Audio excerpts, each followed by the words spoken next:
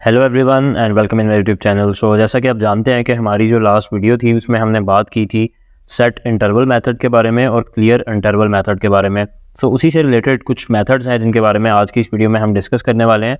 सो आज की इस वीडियो में हम बात करेंगे सेट टाइम आउट मेथड के बारे में और क्लियर टाइम आउट मेथड के बारे में, और हम ये देखेंगे कि सेट इंटरवल में और सेट टाइम आउट में क्या डिफरेंस है और सेट टाइम आउट मेथड को हम क्यों यूज़ करते हैं और किस तरीके से यूज़ कर सकते हैं। सो देखने के लिए चलते हैं स्क्रीन की तरफ। So let's have a look on my screen and let's begin.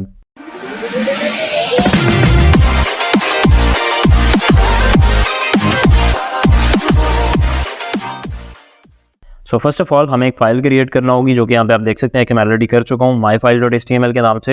And इस फाइल को मैंने ऑलरेडी यहाँ पे सबलाइम में भी ओपन कर रखा है एंड गूगल क्रोम में भी ओपन कर लिया है। और यहाँ पे अगर आप देखेंगे तो सिंपली हमने जो HTML का हमारा सिंटैक्स है वो हमने ऐड कर दिया है एंड साथ ही साथ हमारी जो स्क्रिप्ट के टैग्स हैं वो हमने यहाँ पे ओपन कर दिए हैं ताकि हम जावास्क्रिप्ट का कोड लिख सकें। सो जैसा कि आपको आइडिया है कि हमारी जो लास्ट वीडियो थी इसमें हमने बात की थी सेट इंटरवल मेथड के बारे में। सो फर्स्ट ऑफ ऑल हम उसको देखते हैं और देन हम देखेंगे कि सेट टाइम आउट और उसमें दोनों में क्या डिफरेंस है। सो जस्ट लाइक मैं यहाँ पे आता हूँ, यहाँ पे आकर लिख लेता हूँ console.log और इसमें मैं हेलो वर्ड यहाँ पे प्रिंट कर लेता हूँ, हेलो वर्ड। सेव करूँगा, देन यहाँ पे आऊँगा, रिफ्रेश करूँगा एंड Ctrl+Shift+I प्रेस करने के बाद कंसोल में चला जाऊँगा and you can see here कि यहाँ पे इसने हेलो वर्ड प्रिंट कर दिया। अब मैं ये चाहता हूँ कि ये बार बार जो है वो कुछ टाइम के बाद प्रिंट होता रहे, तो उसके लिए हम यूज़ करते हैं सेट इंटरवल का। किस तरीके से करते थे, हम यहाँ पे लिखते थे सेट इंटरवल, यहाँ पे एक फंक्शन डिफाइन कर देते थे और फंक्शन के बाद हमें बताना होता था टाइम के, मतलब कितने मिली सेकेंड्स के बाद ये दोबारा से चलेगा। एंड देन इसके दरमियान में यहाँ पे हम जो भी करवाना है वो लिख देते हैं। जस्ट लाइक आप यहाँ पे देख सकते हैं कि मैंने console.log जो है वो यहाँ पे लिख दिया है। सेव कर रहा हूँ, सेव करने के बाद मैं रिफ्रेश करूँगा and you will see here कि अब ये कुछ टाइम के बाद 1 सेकंड के बाद ऑटोमेटिकली रीलोड करता रहेगा। बट अब हमें बात करनी है सेट टाइम आउट के बारे में। सो सेट टाइम आउट किस लिए यूज़ होता है, जस्ट लाइक मैं इसको यहाँ से कॉपी करता हूँ, बाकी सारा का सारा सिंटैक्स मैं वही रहने देता हूँ और मैं यहाँ पे ऐड कर देता हूँ सेट टाइम आउट। इसका भी लिखने का तरीका बिल्कुल सेम है। जस्ट लाइक यहाँ पे आप देख सकते हैं कि फर्स्ट पैरामीटर में मैंने अगेन यहाँ पे भी एक फंक्शन ही पास किया हुआ है और यहाँ पे भी अगेन एक टाइम पास किया हुआ है। अब मैं क्या करने वाला हूँ, सेव करूँगा, देन यहाँ पे आऊँगा। अभी अगर आप देखेंगे तो सेट इंटरवल वाला मेथड हमने चूँकि लिखा था तो वो रिफ्रेश करता जा रहा है और तकरीबन 35 टाइम जो है वो प्रिंट कर चुका है। जबकि अभी मैं रिफ्रेश करूँगा, चूँकि अब हम set time out method use कर रहे हैं, तो अब आप देखेंगे कि ये जस्ट एक दफ़ा इसने प्रिंट किया, इसने ज़्यादा दफ़ा प्रिंट नहीं किया और ना ही वो उस चीज़ को रिपीट कर रहा है। तो फिर ये यूज़ किस लिए किया जाता है। अभी जब मैं दोबारा से इसको रिफ्रेश करूँगा, लेट मी रिफ्रेश अगेन। सो आपने एक चीज़ नोटिस की होगी कि कुछ टाइम के बाद ये यहाँ पे डिस्प्ले हो रहा है, मतलब कि 1 सेकंड कम से कम उसको लग रहा है यहाँ पे डिस्प्ले करवाते हुए। फ़र्ज़ करें मैं इसका टाइम थोड़ा सा बढ़ा देता हूँ, मतलब मैं इसको 5 कर देता हूँ, 5000 कर देता हूँ मिली सेकेंड्स एंड इसका मतलब होगा 5 सेकेंड्स। सो जब भी मैं यहाँ पे आके रिफ्रेश करूँगा 1 2 3 4 5 यू कैन सी। सो अभी मतलब यहाँ पे आप देखेंगे कि ये वाला जो हेलो वर्ड है ये तकरीबन 5 सेकंड्स के बाद लोड होके यहाँ पे शो हुआ है। तो अब ऐसा क्यों हुआ, इसलिए क्योंकि हमने यहाँ पे सेट टाइम आउट मेथड का यूज़ किया था। जबकि अगर आपको याद होगा सेट इंटरवल क्या करता था, जो भी हम यहाँ पे टाइम यहाँ पे डिफाइन कर देते थे उस टाइम के बाद वो ऑटोमेटिकली बार बार उस चीज़ को रिपीट करता था। लेकिन सेट टाइम आउट मेथड सिर्फ और सिर्फ इसलिए यूज़ किया जाता है कि किसी भी चीज़ को आपने एक दफ़ा जो है वो प्रिंट करवाना है, लेकिन आप ये चाहते हैं कि वो एक मखसूस टाइम के बाद प्रिंट हो, तो उसके लिए आप यूज़ करते हैं सेट टाइम आउट का मेथड। आपने देखा होगा अक्सर का आप अक्सर वेबसाइट्स में जाते हैं और वहाँ पे पॉपअप्स वगैरह शो होते हैं, लेकिन पॉपअप जब आप वेबसाइट को लोड करते हैं एकदम से शो नहीं हो जाते।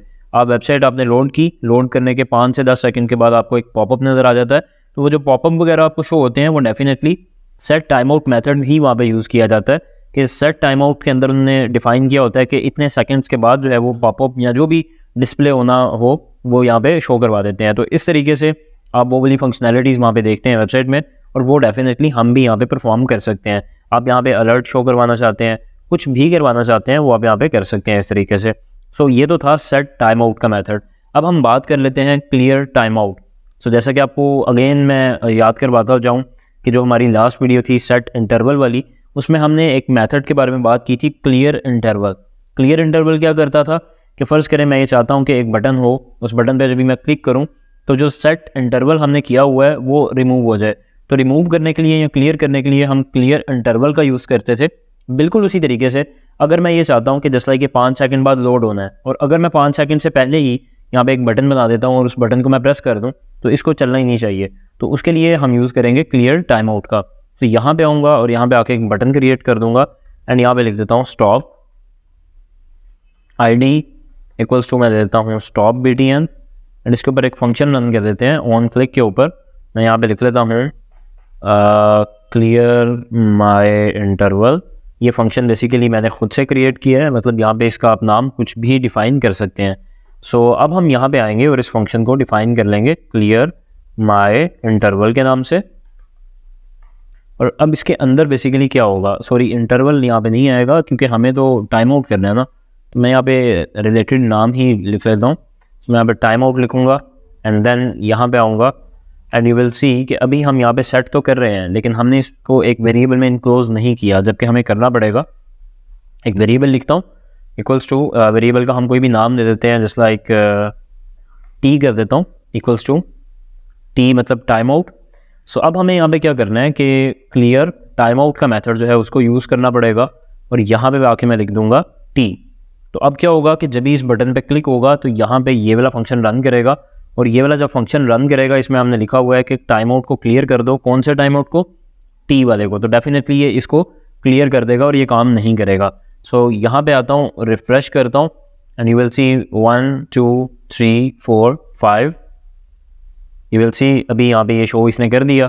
अब मैं दोबारा से रिफ्रेश करता हूँ, स्टॉप कर देता हूँ। अब आप देखेंगे ये शो ही नहीं होगा।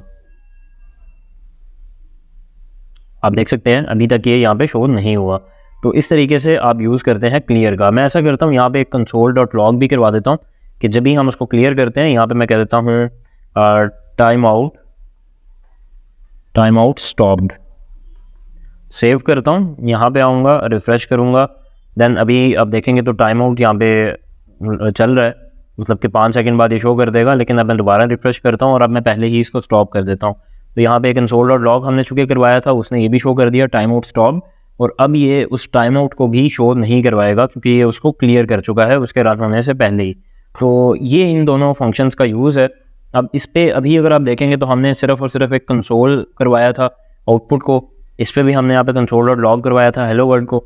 लेकिन आप जो चाहे उसमें कर सकते हैं, मतलब आप चाहते हैं अभी तो चूँकि हमने पॉपअप्स वगैरह किस तरीके से क्रिएट करते हैं, उनको किस तरीके से शो करवाते हैं, वो हमने चीज़ें तो भी नहीं देखी डेफिनेटली। वो जब हम बूटस्ट्रैप वगैरह पढ़ेंगे तो उसमें डेफिनेटली देखेंगे कि मॉडल्स हम किस तरीके से शो करवाते हैं या ऑफ करवाते हैं। लेकिन फ़र्ज़ करें कि आप इसी सेट टाइम आउट के अंदर एक टाइम दे देते हैं कि 5 सेकंड बाद ये वाला पॉपअप जो है वो शो हो जाए, तो डेफिनेटली वो शो कर देगा। मतलब इस टाइम आउट के मेथड का जो यूज़ है वो जस्ट यही है कि एक स्पेसिफिक टाइम के बाद आप कोई चीज़, कोई एक्शन परफॉर्म करना चाहते हैं, सो उस काम के लिए आप इसको यूज़ कर सकते हैं। सो नेक्स्ट आने वाली वीडियोस में हम बात करने वाले हैं ब्राउज़र ऑब्जेक्ट मॉडल के ऊपर, क्योंकि हमारा जो डोम का पार्ट है वो ऑलमोस्ट क्लियर हो चुका है और उसमें हमने बहुत सारे मेथड्स डिस्कस कर चुके हैं ऑलरेडी। तो ब्राउज़र ऑब्जेक्ट मॉडल जो है वो भी हमारा रहता है जावास्क्रिप्ट में। नेक्स्ट वीडियोस से हम भी ब्राउज़र ऑब्जेक्ट मॉडल के बारे में बात करेंगे। सो उम्मीद करता हूँ कि वीडियो आपको अच्छी लगी होगी। सो अगर आपको वीडियो अच्छी लगी तो आप इसको लाइक करें एंड चैनल को सब्सक्राइब करें। सो मिलते हैं नेक्स्ट वीडियो में। थैंक यू, अल्लाह हाफ़िज़।